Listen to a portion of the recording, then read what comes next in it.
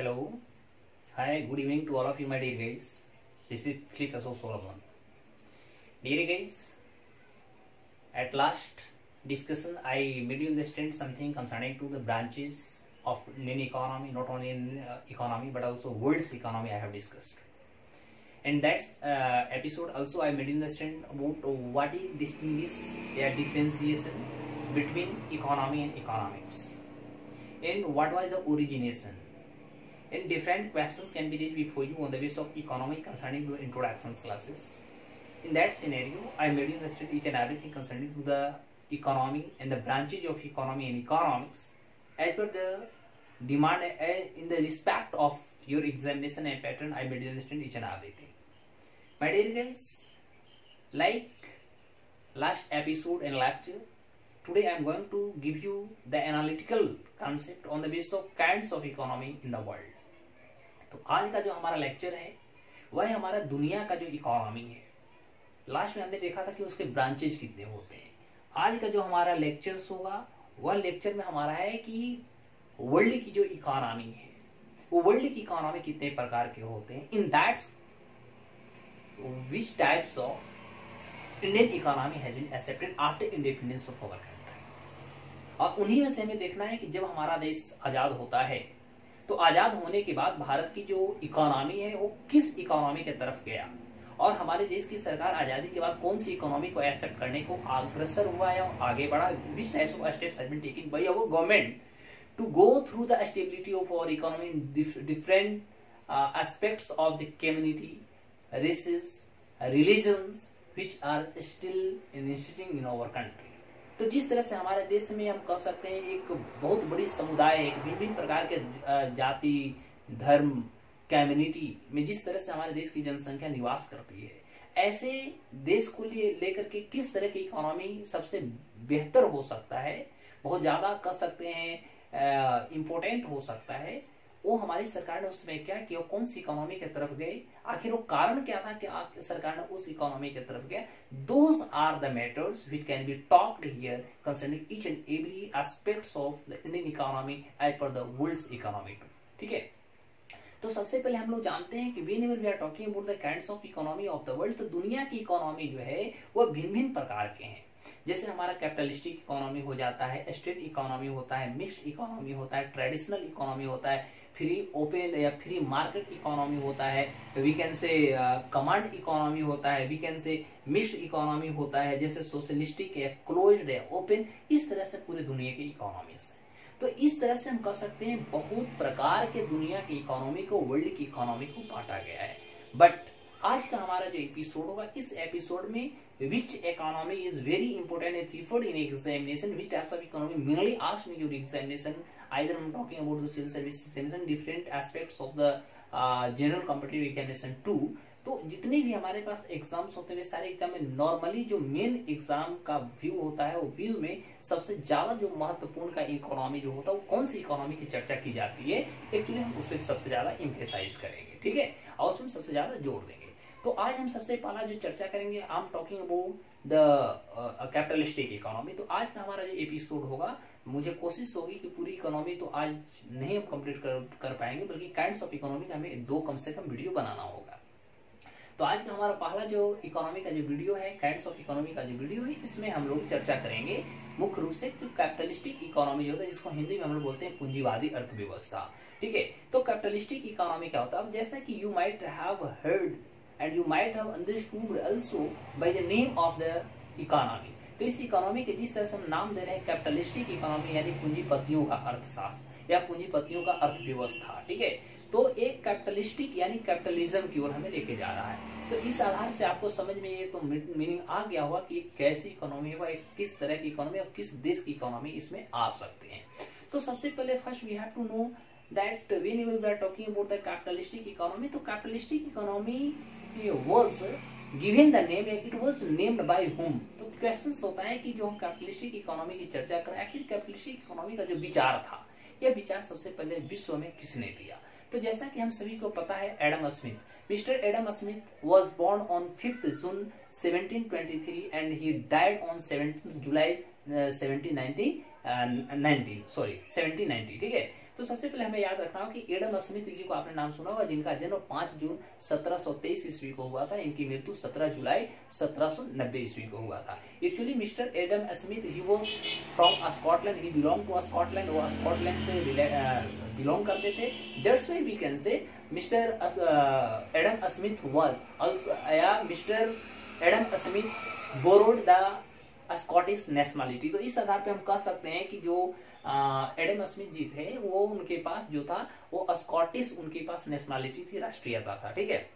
Mister Adam Smith was economist, philosopher, author as well as moral philosopher. तो सबसे पहले याद रखिए वो एक अर्थशास्त्री भी थे, वह एक फिलोसोफर भी थे, और साथ ही साथ इससे भी बढ़ करके कह सकते हैं ऑथर के साथ साथ एक मोरल फिलोसोफर भी थे, ओके।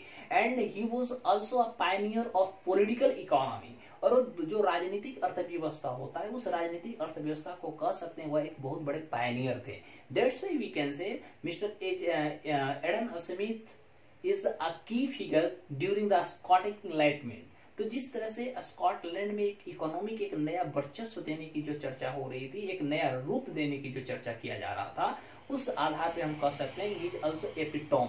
तो उस आधार पे हम कह सकते हैं कि जो एडम स्मिथ जी जो थे वह एक पैराडिग्म भी थे, खासतौर पे स्कॉटलैंड की गवर्नमेंट के लिए और स्कॉटलैंड की जनता के लिए, जिन्होंने विश्व के सामने एक अर्थव्यवस्था के एक नया रूप को दिया, जिसको हम लोग कैपिटलिस्टिक इकोनॉमी बोलेंगे। Actually mister Adam Smith is also known to be the father of economics. तो जिस तरह से विश्व में अर्थव्यवस्था के पिता के रूप में एडम स्मिथ जी को जाना जाता है, and he is also the father of capitalism, और साथ ही साथ इनको हम पूंजीवादी के भी पिता कहते हैं, पूंजीवादी अर्थव्यवस्था के भी पिता कहते हैं। तो इकोनॉमिक्स के भी पिता कहते हैं, पूंजीवादी अर्थव्यवस्था को भी पिता कहते हैं, because mister Adam Smith actually we can say portrait or coined 2 works. उन्होंने 2 किताब को लिखा था। सबसे पहला जो उनकी किताब थी, this book was the theory of moral sentiments in 1759।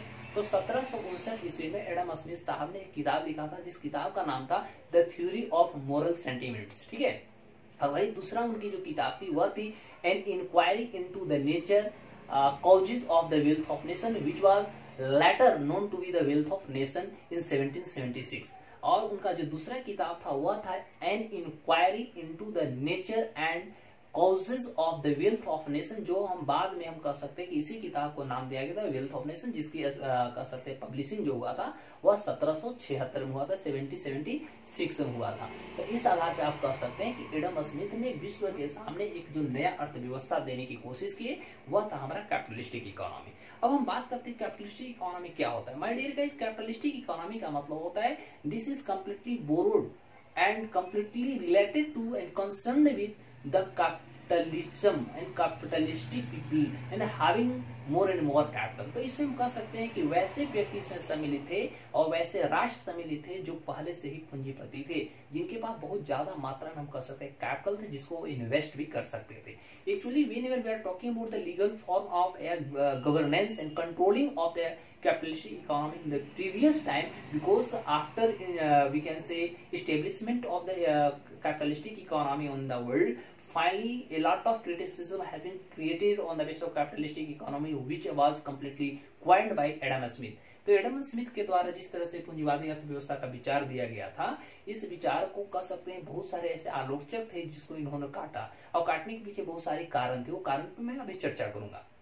तो सबसे पहले कारण ये बनती है कि जो हमारा कैपिटलिस्टिक इकोनॉमी था, in this economy actually in that who controls there was no government. तो इसमें सबसे बड़ी जो खामियां देखने को मिला वह खामियां थी कि किसी भी चीजों को एक कंट्रोल करने के एक प्रशासक जो हम लोग कहते हैं, कंट्रोलर कह सकते हैं, या आप कह सकते हैं एडमिनिस्ट्रेटर जो हम कहते हैं। तो सबसे पहले इसको एडमिनिस्ट्रेट करने के लिए एक इसको कंट्रोल नियंत्रण करने के लिए इसमें एक सरकार नहीं थी, सरकार की अनुपस्थिति थी। It mean to say each and every activity, I am talking about the production, I am talking about the investment, I am talking about the market stability and the price of that goods and services which have been produced by the firms. तो जो भी कंपनियां के द्वारा भिन्न प्रकार के चीजों को जो कह सकते हैं प्रोड्यूस किया जाता था, कितना इन्वेस्टमेंट करनी है, कौन सी गुड्स एंड सर्विसेज का क्या मार्केट प्राइस होगा, ये सारे एक्टिविटी जो थे, सारे जो अथॉरिटीज थे, those are completely owned by the private sector. तो ये सारे के सारे जो थे प्राइवेट सेक्टर के हाथों में थे, प्राइवेट सेक्टर इसको ऑन करती थी, बल्कि वो इस क्रियाकलाप को चलाती थी। That's why we can say, it mean to say, in the last scenario of the capitalistic economy, you can also identify as per the different critics, or if you are going through the philosophy and philosophical language concerning to the wealth of nation which has been acquired in that period, you can also find out that laissez-faire, laissez-faire, Mr. Adam Smith was also emphasized about laissez-faire must not be maintained। यानी उन्होंने कहा कि भैया सबसे पहले जो किसी पे जो कह सकते हैं ना कि लेजिस्लेचर का मतलब होता है कि आप उन पे दबाव नहीं बना सकते, ठीक है। यानी उन्होंने कहा कि हमारी इकोनॉमी पे आप किसी भी प्रकार के दबाव नहीं बना सकते, बल्कि हमें कार्य करने के लिए आप स्वतंत्र दे। तो स्वतंत्रता देने के मतलब क्या होती है कि आपको जो इंडिपेंडेंस थी, आपकी जो फ्रीडम थी, वो हर सारी चीजों में फ्रीडम थी, क्योंकि आपको कंट्रोल करने वाले कोई नहीं। जैसा कि आप जानते हैं कि घर में जब आपके पास कोई कंट्रोलिंग पावर नहीं होते हैं, कुछ गार्जियंस जब घर में नहीं होते, तो जैसा कि आपको पता है कि घर में क्या हालात होती है, ठीक है। तो उसी प्रकार जब मार्केट के हम स्टेबिलिटी कर रहे हैं, और जहां तक Adam Smith was also emphasize that I want to invest, I want to launch an economy which will be welfare. उन्होंने कहा कि मैं ऐसी इकोनॉमी का जन्म देना चाहता हूँ, ऐसी इकोनॉमी बनाना चाहता हूँ जो एक लोक कल्याणकारी इकोनॉमी होगा। But there is a question and query which has been interrogated during that period. तो उस पीरियड में एक हमारा क्वेश्चन इंट्रोगेट होता था कि यार एक तरफ तो एडम स्मिथ साहब आप बोलते हो कि हम लोक कल्याणकारी इकोनॉमी की स्थापना करेंगे, और दूसरे तरफ आप कहते हो कि हम नॉट लेज़-फेयर, आप इसमें किसी भी प्रकार के आप बाधा नहीं बन सकते, ऐसे समझ सकते हैं आप, ठीक है। कि आप हमें बाधा भी नहीं डाल सकते हैं, आप हमको नियंत्रण भी नहीं कर सकते हैं। तो मायने सी बात है कि जब आपको क्या प्रोडक्ट करनी है, try to understand what to product, okay, and which types of productions is and what is the price of that product.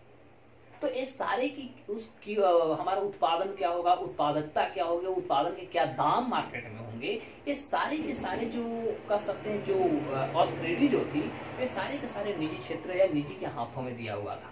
तो वो एकदम स्वतंत्र थे, मतलब हम कह सकते हैं during that period in the capitalistic economy during the in that reason क्या हुआ कि मार्केट की जो स्टेबिलिटी थी, तो उसमें क्या हुआ कि जो अमीर थे यानी जो पूंजीपति लोग थे वह पूंजीपति होते गए, और जो गरीब थे गरीब होते गए। लेकिन इन्होंने एक तरफ अपने मीनिंग में दिया था कि भैया मैं जो है एक कल्याणकारी यानी वेलफेयर इकोनॉमी का जन्म देंगे। ये वेलफेयर जो इकोनॉमी का जो कॉन्सेप्ट था वह कहीं न कहीं घटते चला गया। तो इस आधार पे हम कह सकते हैं कि what he has given the motto and objectives during that period, that whenever I'm going to launch the capitalistic economy, but the motto was not completely to the, we can say, middle class family, because the middle class family and the lower family was completely depressed, and they were also exploited as per the capitalistic economy which has been implemented during that period। तो जिस तरह से हम कह सकते हैं कि capitalistic economy को जिस तरह से जन्म दिया गया, जिस तरह से आगे बढ़ाया गया, तो इस पीरियड में हम कह सकते हैं कि जो अमीर था वो अमीर होते गए, और जो गरीब थे गरीब होते गए, और बीच वाले का आप हालात जानते हैं कि उस समय भी क्या हुआ था, आज भी क्या होगा, ठीक है। तो इस तरह से हम कह सकते हैं कि कहीं न कहीं जो उस समय हम कह सकते हैं जो डेवलप्ड कंट्री थी, जैसे यूएसए था, ठीक है, जैसे आप कह सकते हैं यूके था, इंग्लैंड था, जैसे कनाडा था, तो इस तरह के जितने भी उस समय का जो डेवलप्ड कंट्री थे, वे सारे डेवलप्ड कंट्री में खासतौर पे ये जो कैपिटलिस्टिक इकोनॉमी का जो कॉन्सेप्ट एडम स्मिथ जी के द्वारा दिया गया था, this was completely followed and established. तो वैसे सारे राष्ट्रों में कहीं न कहीं स्टेब्लिश भी हो गया, फॉलो भी किया जा रहा था। बट हम कह सकते हैं कि जो एक इकोनॉमी का फॉर्म होनी चाहिए, इकोनॉमी का हमने लास्ट एपिसोड में बताया था, इकोनॉमी ओकोनोमिया से बना था, जिसका हमने मीनिंग देखा था हैबिटेट प्लस रूल या लो हमने देखा। यानी एक हमारे जो आवास होती, जो एक हमारी घर होती, उसको कैसे हम मेंटेन कर सकते, उसको चलाने की जो हमें लॉ होती है, जो आदेश होती है या कर सकते नियम होता है, उसको हमें इम्प्लीमेंट करना होगा। लेकिन जिस तरह से इन्होंने इम्प्लीमेंट कराया, जिस तरह से इनकी कॉन्सेप्ट थी, एक कॉन्सेप्ट कहीं न कहीं अपने आप में एक प्रश्न बन करके तैयार हो गया, जिसके कारण वर्ल्ड जो थी, पूरी दुनिया में जो था, इनकी इकोनॉमी अपने स्प्रेडनेस को नहीं ला, अपने स्टेब्लिशमेंट को नहीं बना पाए। This is was the reason, okay. क्योंकि जिस तरह से आप देख सकते हैं कि जिस तरह से पहले कह सकते हैं पहले भी गरीबी रही होगी, बेरोजगारी भी रही होगी, कह सकते हैं बहुत सारे डिजीज का भी प्रॉब्लम रहा होगा, और इस तरह से जिस तरह से कह सकते हैं कि यूके इंग्लैंड में जिस तरह से इंडस्ट्रियलाइजेशन बहुत पहले से रहा, ठीक है, जिस तरह से इन्होंने ओरिजिन भी किया है डेवलपमेंट को, तो वैसे ही राष्ट्र जो पहले से ही डेवलप थे, चाहे उनको इंफ्रास्ट्रक्चर हो, चाहे उनको एजुकेशन हो, चाहे हेल्थ हो, ठीक है, या उनके हम कह सकते हैं उनकी जो फील्ड यानी जो फार्मिंग का फील्ड हम फार्मिंग कह सकते, ठीक है, तो वे जिनकी भी ये सारी चीज को पहले से ही जिनकी बहुत ज्यादा डेवलप थे, उन्होंने क्या किया कि कैपिटलिस्टिक इकोनॉमी की ओर आया।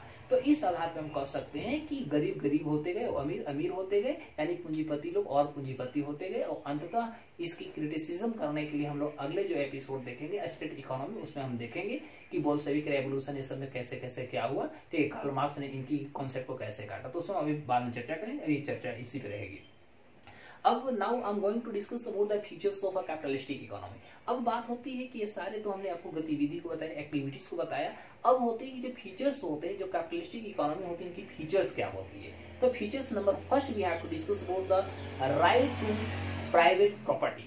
तो सबसे पहले जो हम कह सकते हैं कि इस जो कैपिटलिस्टिक इकोनॉमी थी, इस कैपिटलिस्टिक इकोनॉमी में खास तौर पे जो कह सकते हैं प्राइवेट यानी जो निजी प्रॉपर्टी थी उसका अधिकार दे दिया गया। तो मैंने से ज्यादा निजी प्रॉपर्टी अधिकार दिया गया जब सरकार नहीं है, कोई कंट्रोल करने वाले नहीं, कोई एडमिनिस्ट्रेशन नहीं है, तो मैंने से बात किनके पास गया हो, वो भी कंप्लीटली निजी क्षेत्र में गया। In that scenario we can say that right to private property was and is an essence of capitalism.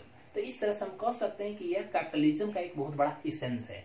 In that sense we can say actually this right means, what do you mean by this right mean? This right means that the private property such as we can say property, factories, land, machines, plants, etc. okay, can be owned under private individuals, okay, and companies. तो इसमें क्या हुआ कि सारे के सारे जो property थे, फैक्ट्रीज थे, मशीन्स थे, लैंड से, ये सारे के सारे जो थे एक जो प्राइवेट जो इंडिविजुअल्स थे उनके हाथों में इसको पूरा का पूरा सौंप दिया गया। And we can see in that sense there are 3 things covered under this rights. और ये जो अधिकार थे, इस अधिकार के अंदर हम 3 चीजों को कवर्ड करेंगे जो बहुत महत्वपूर्ण है। जैसे हम कह सकते हैं कि every individual can acquire any amount of property. तो जितने भी ये सारे इंडिविजुअल्स थे, ये सारे इंडिविजुअल्स को हम कह सकते हैं प्रॉपर्टी को ऑन करने के लिए, गेन करने के लिए उनका अपना अपना एक अधिकार था, और उसको कह सकते हैं को एक्वायर कर भी सकते थे। It mean to say he or she can use this properties, okay. तो उसमें चाहे मेल हो या फीमेल, कोई भी इस प्रॉपर्टी को यूज भी कर सकते हैं एज ही और सी विशेष, okay, because he or she has also the rights of inheritance to inherit the property from his or her forefather। तो इसमें हमने देखा क्या कि उसमें जो था अपने पूर्वजों से, ठीक है, कह सकते हैं अपने पूर्वजों से जिस तरह से हम कह सकते हैं अनुवंशिकता होती है ना, तो अनुवंशिकता, चलो भैया दादाजी के था, दादाजी के बाद वो प्रॉपर्टी पिताजी का है, पिताजी के बाद मुझे मिलेंगे, फिर मुझे मेरे के बाद मेरे बाल बच्चों को मिले। तो इस तरह की जो एक्टिविटीज थी प्रॉपर्टी या किसी भी प्रकार के जो उनके पास कैपिटल था, ठीक है, या कैपिटलिस्टिक का जो फॉर्म थे, उसको गेन करने के लिए, अक्वायर करने के लिए उनको इस तरह के हम कह सकते हैं अधिकार को दे दी गई थी। And after what happened, after he inherited the property from his or her father, forefather, okay, and what happened, and he can also pass it on to his successors on his death and her death। और उसके बाद किया तो क्या किया, चलो भैया वो अपने पूर्वजों से प्राप्त कर लिया, अपने दादाजी से प्राप्त किया, पिताजी प्राप्त किया, आगे वो अपने बाल बच्चों को भी दे दिया। तो इस तरह से जो हम कह सकते, जो एक्सचेंजिंग ऑफ द प्रॉपर्टी जो मीन्स चल रहे थे, जो वेज चल रहे थे, ये कहीं न कहीं चले। तो इससे में क्या हुआ कि जो पहले अमीर थे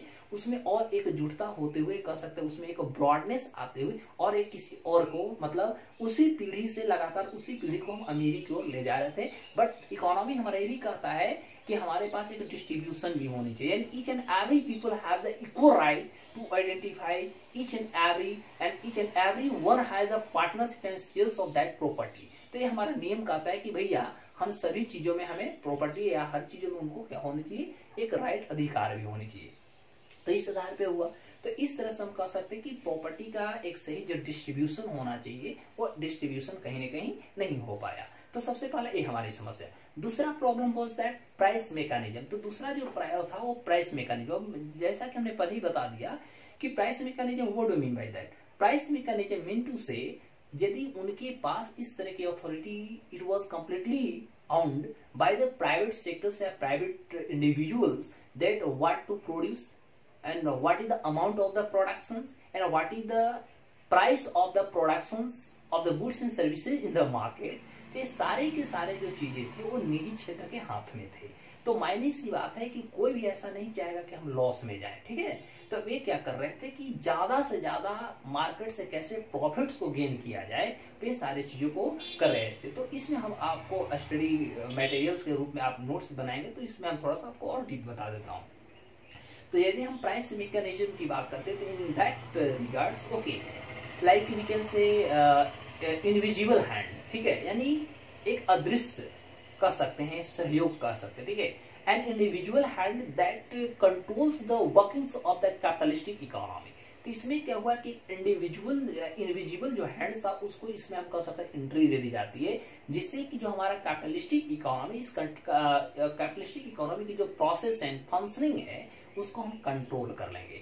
इट मीन टू से the forces of the supply and demands will determine the prices and the level of the productions okay in the economy। तो हमारी इकोनॉमी में जो भी हमारे पास गुड्स एंड सर्विसेज हैं, तो उनकी सबसे पहले जो डिमांड होगा या उनकी जो सप्लाई होगा मार्केट का डिटर्मिनेशन पर होगा। तो मार्केट में क्या उसका डिमांड है, उसके आधार पर हम क्या करेंगे, उसकी सप्लाई करेंगे, ठीक है। In that regards we can also study about the government. Actually government will not have any interference in this matter.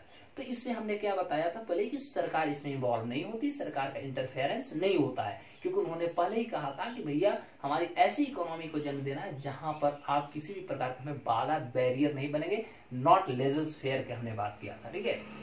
जहां पर हमें आप पूरा का पूरा स्वतंत्रता देंगे कि हमें भैया इस तरह के कार्य को करनी है। तो इस तरह की परिस्थिति होने के कारण भी आप सोच सकते हैं कि मार्केट को कितनी एक्सप्लॉइटेशन किया गया होगा, कितना शोषण किया गया होगा। और अब इतना से भी आपको स्पष्ट हो गया होगा कि क्या एक गरीब कभी भी इस तरह के समस्याओं से निकला होगा या इसमें जूझ करके बेचारा मर गया होगा। तो this was the fatal incidents which had happened by we can say capitalistic economy which has been introduced by Mr. Adam Smith. And third point we can say the profit motives। तो हर जितने भी individuals थे, private individuals थे, वे सारे private individuals का एक ही activities थी कि वो ज्यादा से ज्यादा किसी तरह अपने प्रॉफिट्स को गेन करेंगे। And in that regard we can say the driving force behind any capitalistic economy is the profit motive. तो उनका एक ही मुद्दा था, भैया मार्केट से ज्यादा प्रॉफिट को गेन करना, उनका ये लक्ष्य था। In that we can say all companies okay, all companies with what we can say wish to produce, try to understand, wish to produce and sell their products to maximum their profits okay, and this also introduces healthy competition in the economy, because we know very well about that whenever we are going through the trade and business activities, in that scenario we have to go through the competition, because on the basis of competition we can get either the superficial and supreme goods and services, what the market price and what is the competition that has been held among between the companies, and from there we can say concrete we can say the best quality of the goods and services can be produced, because there is a competition. Each and everyone has the fairness that if I have the inferior quality of the goods and services, actually the selling prices या selling of our goods and services can be lower in the position। तो एक कहीं न कहीं इस तरह की समस्या का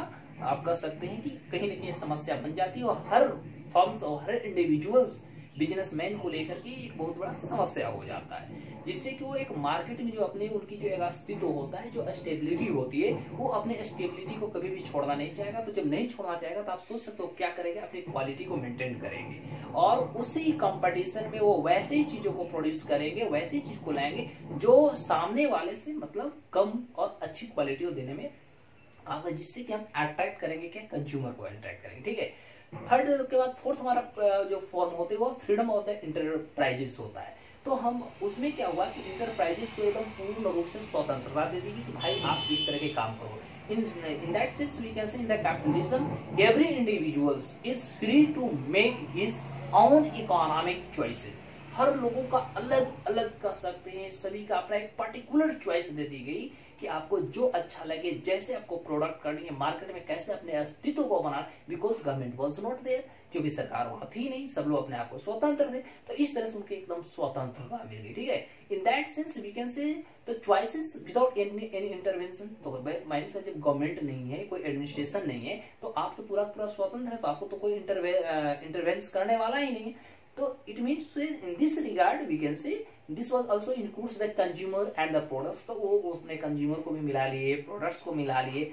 therefore we can say a producer is free to produce any goods and services, okay, and the consumer is also free to buy whatever he or she desires, okay, and from whomever he or she wants without any restriction। तो उनके पास हम कह सकते हैं उनके पास किसी भी प्रकार की जो चुनौतियां थी, किसी भी कंज्यूमर के पास वो चुनौतियां नहीं था कि हमें किससे लेना है, क्या लेना है, कैसे लेना है, क्या दाम पे लेना है, ठीक है। तो हर लोगों का अपना एक अलग अलग कह सकते हैं एक फीचर्स था, अलग अलग सभी का कह सकते हैं फ्रीडम थी, और इस फ्रीडम के आधार पर कहीं ना कहीं अपनी इकोनॉमी को स्टेब्लिश करने में कह सकते हैं स्वतंत्र थे, और उसमें वो सफल भी हुए।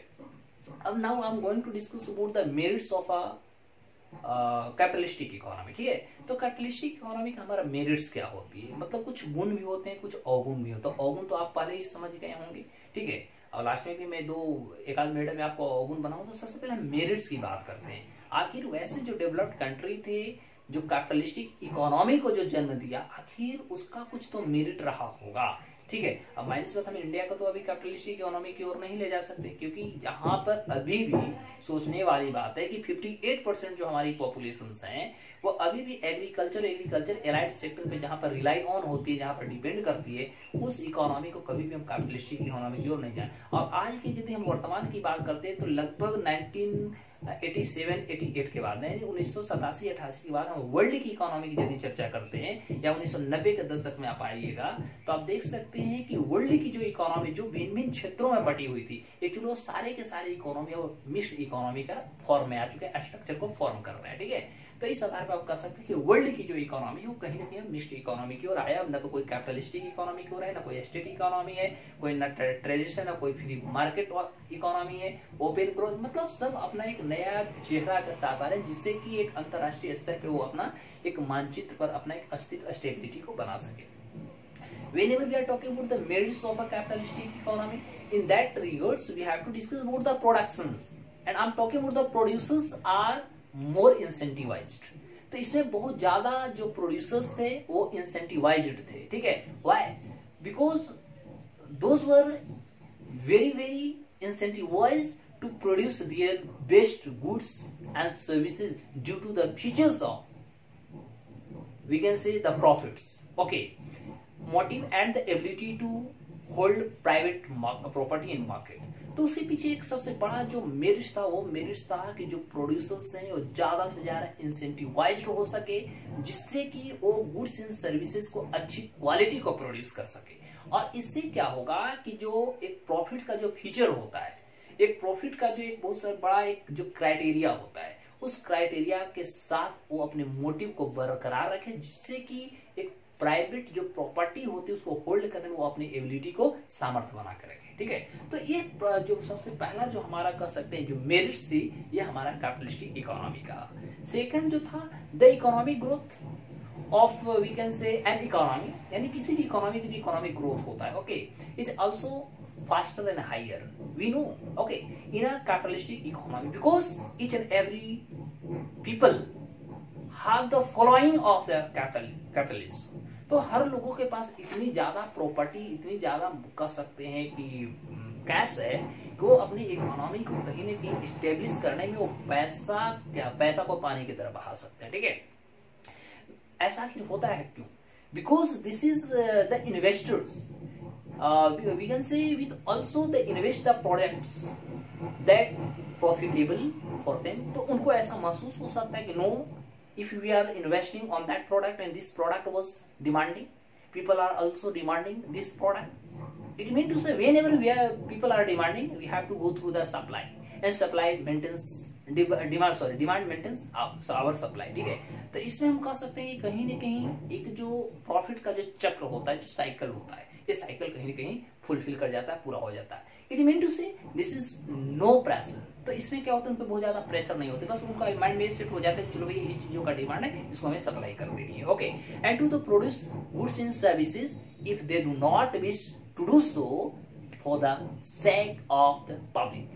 लेकिन यदि वो अपने लोगों की डिमांड के आधार पर यदि इसको करने में असफल हो जाते हैं और इसी कंपटीशन में यदि कोई और उतर जाता है तो वो मायने सी बात है अपनी इकोनॉमी को स्टेबल कर लेता है और मार्केट में उसका एक वैल्यू बन जाती है। तो ये सारे जो मैनिफेस्टो थे, सारे जो ऑब्जेक्टिव्स थे, ये सारे जो क्वालिटीज एंड फंक्शंस थे, those are derived to the capitalistic economy. तो सारे हमारे कैपिटलिस्टिक इकोनॉमी का एक कह सकते एक स्रोत है, एक पार्ट है, ठीक है। In that regard, we can also study this since all the resources and the factors of the productions are under private ownership. तो वो सारे के सारे जो थे वो हमारे प्राइवेट ओनरशिप के अंदर थे and they are used, we can say in the most productive manner। तो एक कह सकते एक अच्छे वे में उसका वो एक मोटिव के साथ इसका इस्तेमाल करते थे जिससे कि ज्यादा से ज्यादा जो प्रॉफिट का जो उनका मोटिव था, उनका जो ऑब्जेक्टिव था, उसे वो कहीं न कहीं पाने में समर्थ हो सके। In that sense we can say this results okay in the optimum utilization of the resources. तो ऐसे चीजों को करने के लिए उन्होंने क्या किया कि जो भी उनके पास एक लिमिटेड रिसोर्सेज थे, चाहे वो मैनमेड हो चाहे नेचुरल हो, ठीक है, उसका वो ज्यादा से ज्यादा यूटिलाइज करने लगे और यूटिलाइज कर करके वो अपने स्टेबिलिटी को बनाए रखे, ठीक है। तो इससे देखिए ये अभी मेरिट की बात हो, लेकिन जब डिमेरिट की बात करते हैं तो ये हमारा फ्यूचर प्लान में कहीं ना कहीं एक नेगेटिविटी को देता है। थर्ड फोर्थ फॉर्मेशन आप कह सकते हैं कि कंज्यूमर्स जो थे, consumer also we can say benefit in a capitalistic, तो उसमें कंज्यूमर्स को भी कहीं ना कहीं इससे बेनिफिट मिल रहे थे, प्रॉफिट भी मिल रहे थे, क्योंकि in the first sense we can say actually they have the freedom to choose which ever products और we can say services they wish to buy. तो उस समय उनको एक बहुत बड़ा मेरिट कर सकते हैं कि उनके पास स्वतंत्रता था कि आखिर वो कौन सी सारे चीजों को चुनाव कर सकते हैं खरीदने के लिए, प्रोडक्ट्स के लिए, और उस प्रोडक्ट या सर्विसेज जो है वो अपने इच्छा के अनुरूप वो सारी चीजों को खरीद सकते थे। In that also the consumers and the competition was also existed in the market। तो मार्केट में कंपटीशन भी थी, तो कंपटीशन होने के कारण कंपटीशन वाज हाई, ठीक है, तो एंड हायर, तो कंपटीशन बहुत ज्यादा हायर थे and the producers are also motivated to make their best products. तो उसमें जितने भी प्रकार के जो प्रोड्यूसर्स थे वो भी वो कंपटीशन को देख करके वो अपने आप को एबल हो रहे थे कि हमें किस तरह की चीजों को हमें प्रोडक्ट करनी है, okay, in the large quantities at the reasonable prices, जिससे कि हर लोगों की, हर वर्ग के लोगों की जो एक डिमांड है, ठीक है, वो सारे डिमांडों को हम फुलफिल कर सके। तो यह एक उनके ऊपर हम कर सकते हैं प्रेशर भी बन रहा था। नेक्स्ट जैसे आप कह सकते हैं तो in the capitalistic economy capitalism also promotes the fundamental rights. तो एक्चुअली एज पर if I am talking about the Indian constitution, तो जैसा कि हर लोगों का, हर देशों में अपना हर लोगों का एक फंडामेंटल राइट्स होता है और उसके आधार पर कैपिटलिज्म जो था वो भी उनकी फंडामेंटल राइट्स को जो थे वो कहीं ना कहीं उसको प्रमोट भी किया था, like we can say freedom and choices for both the consumers and the producers. तो जिस तरह से कंज्यूमर के लिए भी अपना भैया एक फंडामेंटल राइट थी कि भैया आप स्वतंत्र हैं कौन चीज को लेना है, क्या लेना है, और उनकी जो प्रोड्यूसर्स थे उनको भी ये स्वतंत्रता मिली थी कि आप एज पर डिमांड, लोगों में जो भी डिमांड होगी, जितना डिमांड हो उस तरह से आप इस चीजों को कार्य कर भी सकते हैं। In capitalistic economy we can say actually there is an incentive, okay, तो उस समय इंसेंटिव भी था for the technological and R&D development, कि हमें एक ऐसे टेक्नोलॉजिकल थिंग्स को भी हमें डेवलपमेंट करनी होगी जिससे कि हमारी जो प्रोडक्शंस का जो एक एरिया है उस एरिया को, बिकॉज पॉपुलेशन इज ग्रोइंग, तो जिस तरह से जनसंख्या बढ़ रहा था, ऐसा नहीं कि आज ही बढ़ रहा, उस समय भी जनसंख्या बढ़ रही थी, तो उस तरह से आखिर मेंटेन तो करनी होगी ना, बिकॉज यदि हम मैन पावर की बात करते हैं तो एक्चुअली मैन पावर से ज्यादा हमारे जो टेक्नोलॉजिकल पावर जो होता है वो ज्यादा सफिशिएंट होता है, ठीक है। तो ये सारी चीजें, इस सारी गतिविधि को कहीं न कहीं एक कर सकते हैं एक स्ट्रक्चर फॉर्म में देने के लिए पहले से ऐसा काम किया जा रहा था। यही कारण थी कि उस समय के जो यूरोप था, लंदन, तो जितने भी खासकर सारे जो डेवलप कंट्रीज थे और जो डेवलप कैपिटलिस्टिक इकोनॉमी की ओर बढ़ रहे थे, उनके पीछे ये भी एक मोटिव था, कोई इस पे कार्य किए।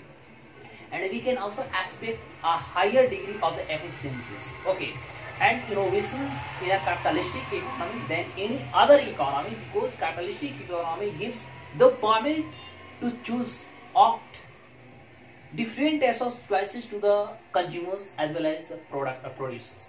तो इस आधार पे हम कह सकते हैं कि कहीं ना कहीं दोनों को इस तरह के स्वतंत्रता दी जा रही थी कि भैया आप सभी अपने एक्सपेक्टेशन को पूरा कर सकते हैं, but there is a questions of the negativity, या we can say demerits of the capitalistic economy, that what the situation and incentives has been given by Mr. Adam Smith that not less fair, कि आप मुझे बाध्य नहीं करो. In that regard, actually lower income people or middle income people were completely exploited because the rich were becoming richer and the poor were becoming poorer.